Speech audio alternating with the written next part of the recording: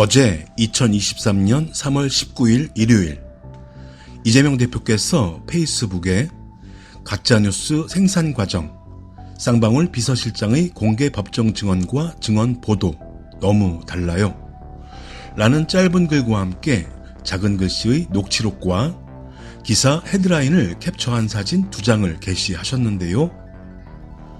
침침한 눈에 깨알 같은 글씨도 잘 보이지 않고 캡처 사진도 뭔 내용인지 확 와닿지 않길래 제가 편집 재구성을 해봤습니다. 보시면서 국민이 사는 나라, 사람이 사는 세상의 환한 등불, 길잡이 등대가 되져야 할 언론이 국민이 사는 나라를 얼마나 우습게 여기고 사람이 사는 세상을 얼마나 우롱을 하는지 느끼는 시간 되셨으면 좋겠네요. 이재명 대표 측 변호사의 질문입니다. 지난번에 엄용수 씨가 이재명 민주당 대표와 이화영 피고인과 김성태 지사, 회장을 잘못 표기한 듯 싶죠.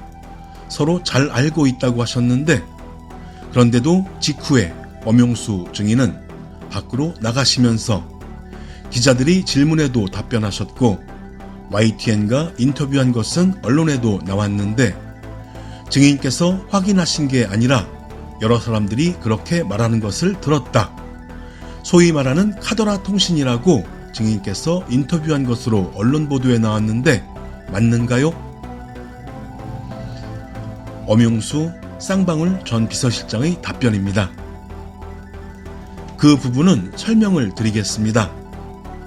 어떤 언론에서는 제 개인적인 인적 사항까지 파헤치고 제가 예전 라임 사건 때문에 구속됐을 때도 이재명 경기지사의 경제특보였다고 사칭하고 다녔다는데 저는 그런 사실이 전혀 없습니다. 그 당시 맨 처음에 증언 선서를 하고 검사님께서 처음 PPT를 틀어놓고서 검찰에 진술한 진술 내용에 관하여 그렇게 한 사실이 있느냐? 라고 하셔서 맞습니다. 라고 대답한 것이거든요. 진술 내용을 보면 그 부분에 대해서 캡처를 해서 제가 기억하기로는 김성태 회장, 이재명 지사, 이화영 부지사, 방용철 부회장이 가까운 사이인 것이 맞느냐라는 워딩이 있었고 저는 그렇게 알고 있습니다 라고 진술했고 그 다음 기억하기로는 왜 그렇게 가까운 것 같으냐 라고 해서 저는 확실하지는 않지만 그 당시 제가 알기로는 경기도와 대북 사업을 같이 하는 것으로 알고 있었고 이화영 부지사님이 당연히 결재라든지 움직이려면 이재명 지사님의 결재가 있어야 움직이지 않겠느냐.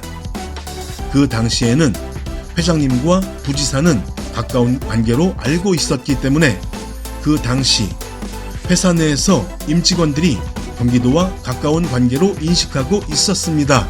그런 이유로 진술했다 라는 워딩이 있거든요.